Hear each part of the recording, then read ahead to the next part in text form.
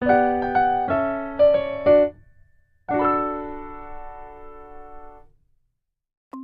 giờ sáng, ngày 7 tháng 6 năm 2005, một nhân viên vệ sinh đường phố đẩy xe rác qua con hẻm ở Sinchon Đông, phía tây Seoul, như mọi buổi sáng khác. Bà dừng lại trước đống rác ven đường, có gì đó thò ra khỏi bao tải đang buộc chặt. Một bàn tay, ngón tay hơi cong, móng sơn nhạt. Bà nghĩ đó là tay của mannequin. Người ta vẫn hay vứt đồ cũ ở góc hẻm này. Bà đưa tay định đẩy bao tải sang một bên để dọn dẹp tiếp, rồi khựng lại. Trọng lượng của nó nặng một cách bất thường. Bà đứng thẳng người, lùi lại một bước và không chạm vào bao tải thêm một lần nào nữa. Tay bà run lên khi rút điện thoại ra khỏi túi, bấm số khẩn cấp, giọng lạc đi khi cố giải thích thứ mà mình vừa thấy. Chỉ vài phút sau, 2 cảnh sát tuần tra gần nhất có mặt. Một người giữ khoảng cách, gọi thêm lực lượng hỗ trợ. Người kia đứng chắn ngay đầu hẻm, ngăn vài người đi đường tò mò dừng lại nhìn. 20 phút sau, con hẻm được rào lại bằng băng vàng. Đội pháp y đến, dựng một tấm bạt che tạm phía trên đống rác, chụp ảnh hiện trường từ nhiều góc trước khi ai đó được phép chạm vào. Người nhân viên vệ sinh ngồi bên bậc thềm của một cửa hàng gần đó, 2 tay ôm lấy đầu gối, được một cảnh sát trẻ mang cho một chén nước. Bà không uống, bà chỉ ngồi đó, nhìn về phía con hẻm, cố nhớ lại xem sáng nay có gì khác thường, trước khi bà nhìn thấy bàn tay ấy hay không. Một ngày trước khi con hẻm đó bị rào lại, ở một văn phòng công ty gần Sinchon Đông, một cô gái hắt hơi 3 lần liên tiếp ngay tại bàn làm việc. Đồng nghiệp ngồi cạnh đẩy sang một hộp khăn giấy, không rời mắt khỏi màn hình. Cảm lạnh đấy à? Về sớm đi khám cho đỡ. Còn báo cáo nữa, cô nói, giọng nghẹt mũi nhưng tay vẫn với lấy chiếc áo khoác vắt trên lưng ghế. Cô 26 tuổi, làm ở công ty nhỏ cách nhà 2 ga tàu điện. Sáng nay cô đến sớm hơn thường lệ để hoàn thành phần việc còn dang dở trước khi cơn cảm lạnh kịp quật ngã cô hoàn toàn. Cô uống một ngụm trà gừng đồng nghiệp pha cho, nhăn mặt vì nóng, rồi bật cười khi đồng nghiệp trêu cô uống như trẻ con.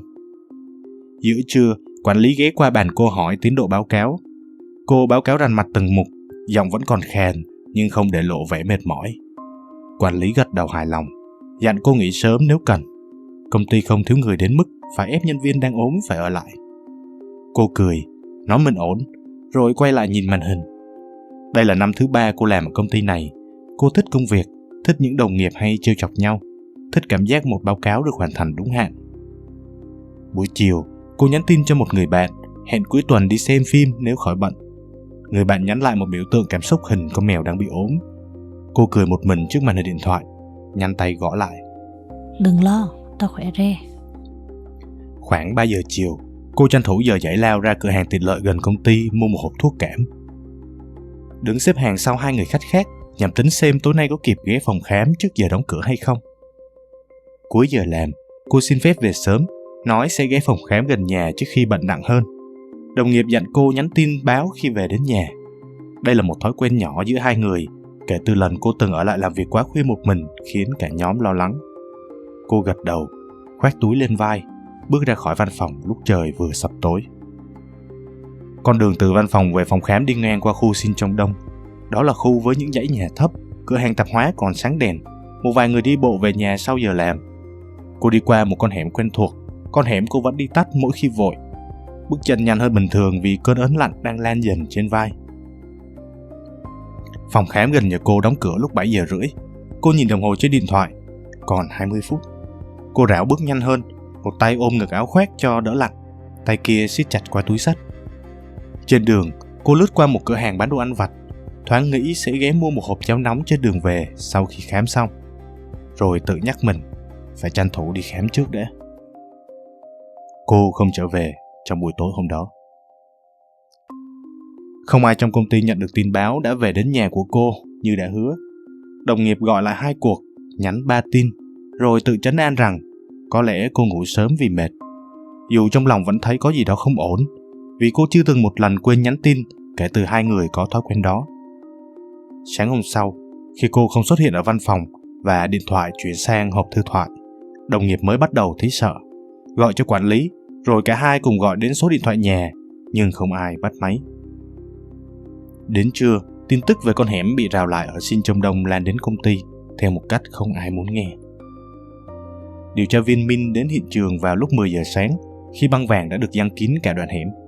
Anh đứng ở đầu hẻm một lúc trước khi bước vào, quan sát từ xa, đống rác ven đường, bao tải màu vàng buộc lại với nhau bằng dây thừng, một góc túi ni lông đen lộ ra ở phần khuôn mặt. Anh tiến lại gần, ngồi xuống, không chạm vào bất cứ thứ gì cho đến khi đội pháp y đến. Anh nhìn quanh con hẻm, tường gạch hai bên loang lổ rêu, một bóng đèn đường duy nhất cách đó hơn 20 mét, ánh sáng không với tới được chỗ đống rác. Đội pháp y dựng bạt che, chụp ảnh từ nhiều góc, đo khoảng cách từ bao tải đến đầu hẻm, rồi đến cột đèn gần nhất, đến từng vết bánh xe mờ trên nền đường. Một kỹ thuật viên quỳ xuống, dùng kẹp gấp một sợi vải nhỏ mắc trên cạnh bao tải, bỏ vào túi chứng cứ, dán nhãn, rồi ghi số thứ tự. Dây thừng buộc quanh bao tải được thắt bằng một loại nút phức tạp, nhiều vòng, chặt đến mức phải cắt bỏ thay vì tháo ra. Túi ni lông đen phủ kín phần đầu, bên trong bao tải, cơ thể được xếp gọn theo một cách có tính toán. Đây không phải là phi tang vội vàng. Bao nhiêu lâu rồi? Min hỏi trưởng nhóm pháp y khi bà đứng dậy tháo găng tay. Sơ bộ thì khoảng 12 đến 15 tiếng. Bà đáp. Sẽ chính xác hơn sau khám nghiệm. Kết quả khám nghiệm sơ bộ cho thấy nạn nhân bị xiết cổ. Trên cổ tay có vết bầm tím hình dạng như bị ghì chặt nhiều lần. Trên ngực có vết cắn, bụng dưới có dấu hiệu chảy máu trong. Nội y bị kéo lật xuống. Min đọc dòng ghi chú đó trong báo cáo, cảm giác nặng nề dồn xuống ngực, rồi đọc tiếp xuống dòng phía dưới. Xét nghiệm tinh dịch cho kết quả âm tính. Anh không biết nên cảm thấy nhẹ nhõm hay là hoang mang trước khi nghe điều đó. Nó không loại trừ khả năng tấn công tình dục, chỉ khiến việc chứng minh trở nên khó hơn.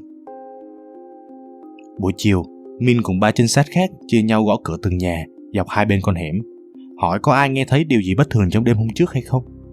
Phần lớn câu trả lời giống nhau: không nghe được gì, không thấy gì. Khu này vốn vắng người qua lại sau 9 giờ tối. Không có nhân chứng nào cả. Một trinh sát báo cáo, giọng bực bội, gấp cuốn sổ tay lại. Con hẻm này camera an ninh không phủ tới, không có bất cứ thông tin nào. Min gật đầu, không nói gì thêm. Anh đi bộ dọc con hẻm một lần nữa, đếm số bước chân từ đầu hẻm đến chỗ đống rác, thử hình dung ai đó phải mang một vật nặng đi qua quãng đường này vào ban đêm mà không gây ra tiếng động nào đáng chú ý. Anh nhìn lại bao tải một lần nữa trước khi đứng dậy.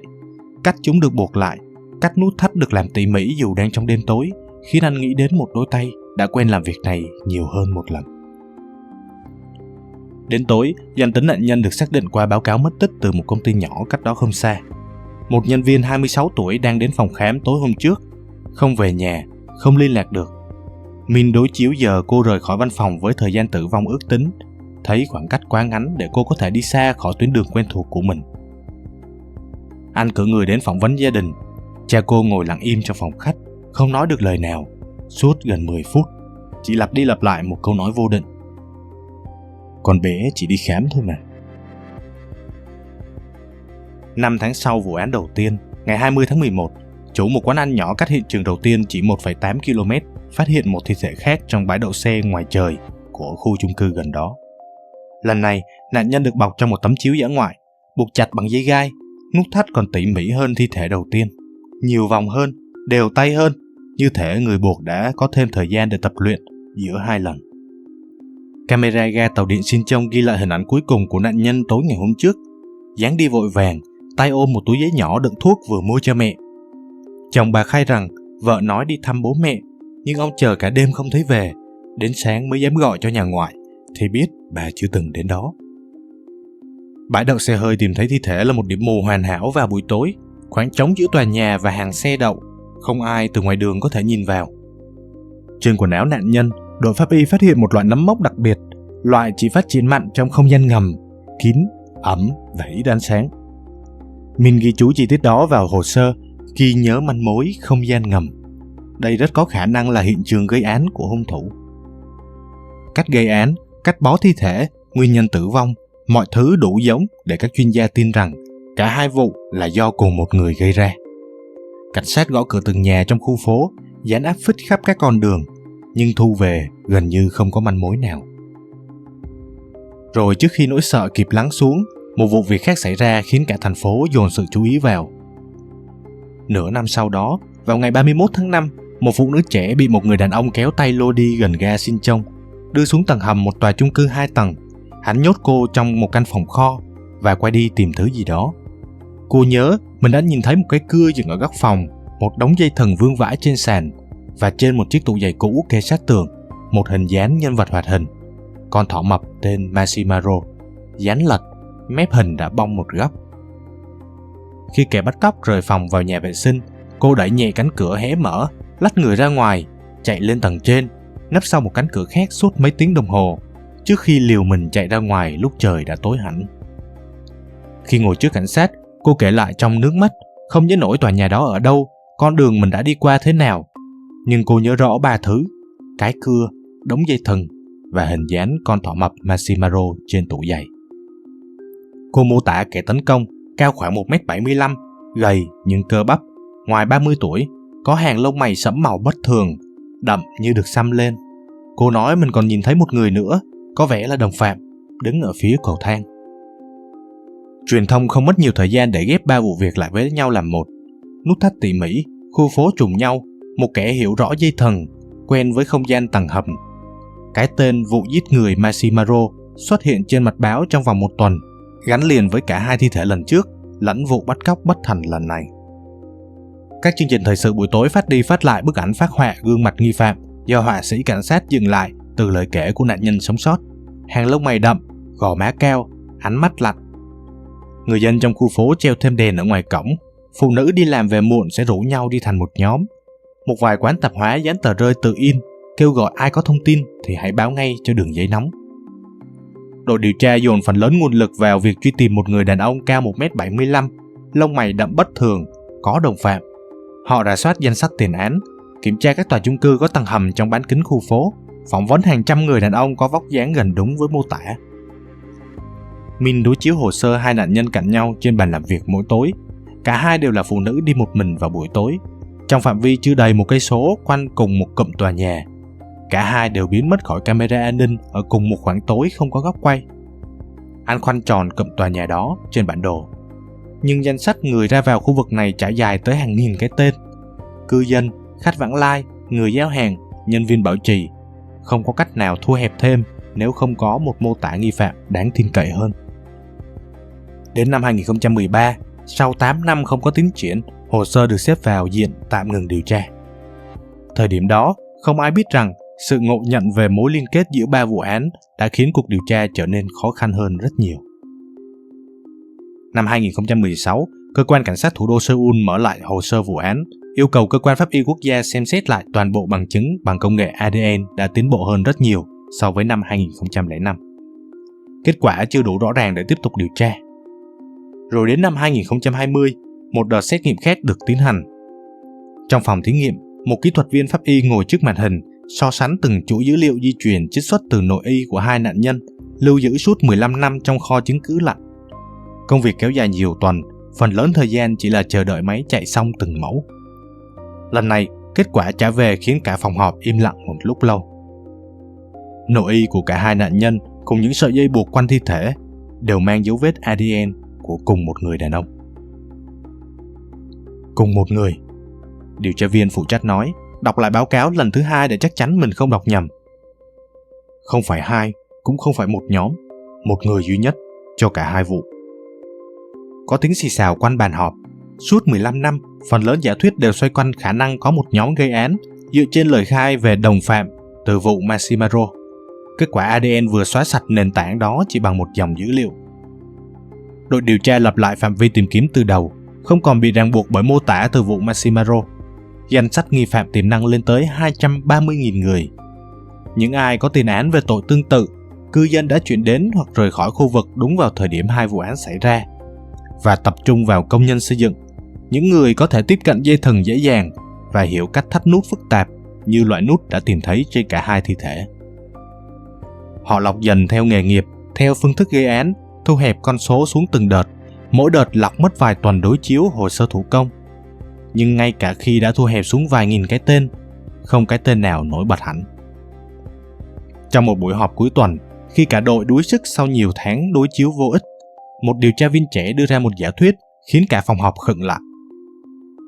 Chúng ta đã tìm suốt 20 năm trong số những người còn sống. Anh nói, giọng ngập ngừng như thể tự mình cũng không thể tin tưởng lời mình sắp nói. Nếu hắn đã không còn trên đời để mà tìm nữa thì sao? Không ai phản bác ngay. Điều tra viên phụ trách gõ nhẹ ngón tay lên bàn một lúc, rồi ra lệnh lập một danh sách khác. Không phải người còn sống, mà là những người đàn ông từng nằm trong diện nghi vấn ban đầu, nay đã qua đời. Danh sách đó có 56 cái tên. Trong danh sách đó, một cái tên nổi lên rõ hơn cả. Chang, một lao công khoảng 60 tuổi, từng làm việc tại một tòa nhà ở Sin Trung Đông đúng vào thời điểm 2 vụ án mạng xảy ra. Hồ sơ cho thấy Chang từng bị kết án vì tội hiếp dâm và gây thương tích vào tháng 2 năm 2006, chỉ 3 tháng sau 2 vụ giết người. Ông ta qua đời vì ung thư vào năm 2015. Điều tra viên phụ trách gạch chân cái tên đó, rồi lật sang trang tiếp theo để tìm hiểu ai đã từng ở tù cùng Chang, để điều tra xem họ còn nhớ được điều gì. 10 người từng thụ án cùng Chang được tìm ra và mời đến làm việc. Phần lớn ban đầu tỏ ra dè dặt, nói họ chỉ nhớ ông ta là một người lao công lớn tuổi, ít nói. Người thứ 7 trong danh sách, một người đàn ông chạc 50, ngồi xuống đối diện với điều tra viên trong một căn phòng làm việc nhỏ, tay đan vào nhau trên bàn. Ông ta giỏi thắt nút lắm, người đó nói sau một khoảng im lặng dài. Trong tù ai cũng biết, có lần ông ta còn chạy vài người. Ông bảo rằng học được hồi còn làm ở công trường. Ông ta có bao giờ nói về quá khứ của mình không? Điều tra viên hỏi, cố giữ giọng bình thản. Người đàn ông nhìn xuống bàn tay mình một lúc lâu. Có một lần, khuya lắm, chỉ có hai chúng tôi thức. Ông ta nói mình từng giết người. Nói xong lại cười, bảo là đùa thôi, đừng để bụng. Lúc đó tôi cũng nghĩ ông ta đùa thật. Một người khác, phỏng vấn 2 ngày sau đó, kể một chi tiết tương tự nhưng ở một bối cảnh khác. Một buổi chiều trong sân tù, Chang ngồi tết lại một đoạn dây thừng cũ chỉ để giết thời gian, tay thoăn thoắt qua từng vòng nút mà không cần nhìn. Tôi hỏi ông ta học thắt nút kiểu này ở đâu. Người này kể. Ông ta chỉ cười, nói lập nghề lâu năm thì tự khắc biết. Lúc đó tôi cũng không nghĩ gì thêm. Không chỉ một người kể lại chi tiết tương tự, trong số 10 bạn tù được phỏng vấn, phần lớn đều nhắc đến khả năng thắt nút đáng nể của Chang. Và ít nhất 3 người nhớ về một lần ông ta buông ra một câu thú nhận nửa đùa nửa thật giữa đêm khuya. Song song với các buổi phỏng vấn, một nhóm khác quay lại tòa nhà nơi Chang từng làm lao công, nơi ông ta đã cưỡng hiếp nạn nhân trong vụ án tháng 2 năm 2006, vụ án khiến ông phải vào tù. Một điều may mắn rằng tầng hầm đó gần như không thay đổi, sửa chữa hay có tác động gì lớn sau gần 20 năm. Trong kho chứa đồ dưới tầng hầm tòa nhà đó, họ tìm thấy cùng một loại dây thừng từng dùng để buộc 2 thi thể vào năm 2005 và cùng một loại nấm mốc từng bám trên quần áo nạn nhân thứ hai, mọc dọc theo chân tường ẩm thấp, nơi ánh sáng gần như không lọt tới. Nhưng biết là một chuyện, chứng minh là chuyện khác. Chang đã được hỏa táng từ năm 2015, không còn hài cốt để lấy mẫu. Đồ đạc cá nhân của ông ta cũng không còn ai giữ lại.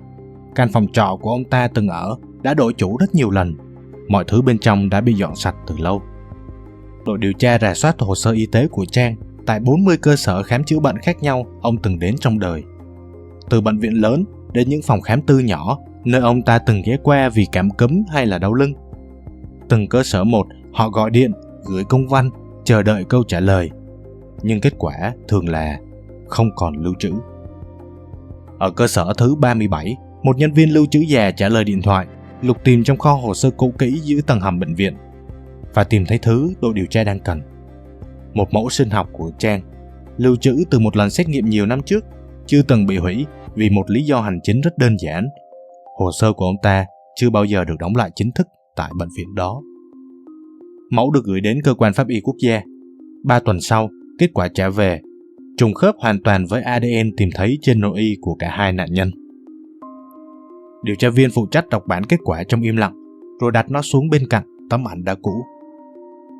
Chang làm lao công tại một tòa nhà ở Sin Trung Đông, công việc quét dọn, sửa chữa lặt vặt, mở khóa kho mỗi khi có người cần lấy đồ. Cư dân trong tòa nhà gọi ông ta là chú Bảo Trì. Ông ta luôn có mặt sớm nhất mỗi sáng, sửa được mọi thứ, từ vòi nước rỉ cho đến bóng đèn cháy, không bao giờ to tiếng với ai. Vài người còn gửi chìa khóa nhà cho ông ta giữ hộ mỗi khi có công tác dài ngày. Tin tưởng tuyệt đối vào một người đàn ông lặng lẽ, ít nói, luôn cúi đầu chào mỗi khi gặp. Không ai trong số họ từng nhìn thấy một dấu hiệu nào khác ngoài sự tận tụy đó. Ông ta biết rõ tòa nhà hơn bất kỳ ai, biết chỗ nào camera không phủ tới, biết giờ nào hành lang vắng người, biết cánh cửa nào dẫn xuống tầng hầm ít ai lai vãng. Nhiều năm làm công việc ấy, ông ta đã học thuộc nhịp sống của cả khu phố. Giờ nào phụ nữ đi làm về một mình, con đường nào là tối nhất sau 9 giờ tối, quãng thời gian nào là bảo vệ tòa nhà đối diện đổi ca và rời mắt khỏi camera an ninh vài phút. Buổi tối tháng 6 năm 2005, khi một người phụ nữ trẻ đi ngang qua khu vực gần tòa nhà trên đường đến phòng khám, Trang đã quan sát cô từ trước. Không phải lần đầu tiên cô đi qua đó vào buổi tối. Ông ta tiếp cận bằng một cái cớ rất đơn giản, một câu hỏi vu vơ, đủ để kéo cô lại gần hơn khoảng cách an toàn. Chuyện xảy ra tiếp theo diễn ra trong một thời gian rất nhanh, trong bóng tối của một cầu thang dẫn xuống tầng hầm mà Trang là người duy nhất giữ chìa khóa buổi tối hôm đó. Khi mọi chuyện kết thúc, ông ta làm điều mà ông ta vẫn làm mỗi ngày trong công việc của mình: gói ghém, buộc chặt, dọn dẹp gọn gàng để không ai để ý có gì bất thường. Ông ta chọn bao tải đựng gạo còn sót lại trong kho, buộc chúng bằng chính loại nút thắt mà ông ta vẫn dùng để cột hàng hóa mỗi ngày. Sáng hôm sau, ông ta vẫn có mặt ở tòa nhà đúng giờ như mọi ngày, quét dọn hành lang, sửa một cái bản lề cửa bị kẹt cho một cư dân tầng 3. Không một biểu hiện nào khác thường trên gương mặt, vốn đã quen với việc không ai để ý tới. 5 tháng sau, khi một người phụ nữ khác bước vào phạm vi quan sát quen thuộc của ông ta gần ga tàu điện, Trang lặp lại gần như nguyên vẹn quy trình đó. Chỉ khác là lần này ông ta có nhiều thời gian hơn để buộc nút thắt tỉ mỉ hơn, như một người đã quen tay sau lần đầu. Ông ta phi tang thi thể thứ hai ở gần khu chung cư, chọn đúng khoảng trống giữa tòa nhà và hàng xe đang đổ, nơi ông ta biết rõ không ai từ ngoài đường có thể nhìn thấy, vì ông ta đã đi qua đó hàng trăm lần trong ca trực đêm của mình. Tháng 2 năm sau, Trang thử lần thứ 3 theo đúng cách thức cũ, quan sát trước, chọn thời điểm vắng người, dẫn xuống cùng một tầng hầm quen thuộc. Nhưng lần này, người phụ nữ ông ta nhắm đến chống cự quyết liệt hơn, hất đổ một chồng xô nhựa xếp cạnh tường, gây đủ tiếng động để một người khác trong tòa nhà đang đi ngang ở tầng trên nghe thấy và gọi báo cảnh sát ngay lập tức. Cảnh sát có mặt trong vài phút, bắt quả tang Trang ngay tại hiện trường. Ông ta bị kết án vì tội hiếp dâm và gây thương tích, tội danh duy nhất người ta có thể chứng minh vào thời điểm đó, vì 2 vụ án trước chưa ai kết nối được đến với tên của ông ta. Trong tù, ông ta tiếp tục là một người ít nói, chăm chỉ, giỏi tay chân, được tin tưởng giao những việc lặt vặt ở trong khu phòng giam.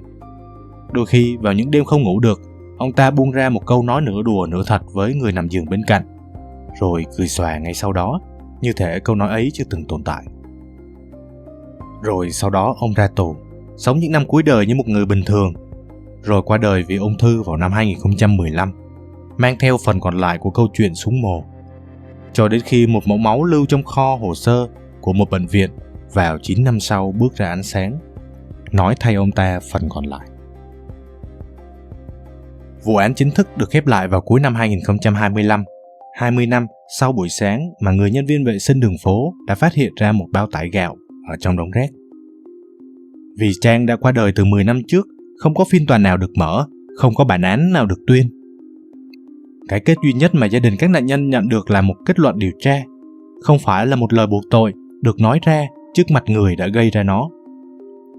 Điều tra viên trưởng của vụ án khi thông báo kết quả tới các gia đình nạn nhân đã chờ đợi suốt 20 năm, nói rằng lực lượng cảnh sát sẽ tiếp tục theo đuổi những vụ án cũ chưa có lời giải bằng đúng tinh thần đã theo đuổi vụ này. Không dừng lại chỉ vì thời gian đã trôi qua quá lâu, và không dừng lại ngay cả khi người phải chịu trách nhiệm không còn sống để nghe điều đó. Còn vụ bắt cóc Massimaro, cái tên từng gắn liền với cả vụ án suốt gần 20 năm, khiến hàng trăm giờ điều tra bị dồn sai hướng, cuối cùng được xác nhận là không liên quan gì đến 2 cái chết ở Sin Trung Đông. Vào đêm người phụ nữ trẻ đó chạy thoát khỏi tầng hầm, Trang đã ở trong tù được vài tháng. Người đàn ông cao 1m75, lông mày đậm như săm cùng người đồng phạm đứng nơi cầu thang chưa bao giờ bị tìm ra. Và vụ án có xuất hiện bức hình Massimaro đó cũng chưa được kết thúc. Đâu đó ở trong thành phố này vẫn còn những bóng hình lẩn khuất sau những màn sương mà chưa bị vạch trần ra ánh sáng. Cảm ơn các bạn đã lắng nghe tập tuần này của series phá án được phát trên kênh Thế Giới Ngàn Lớp.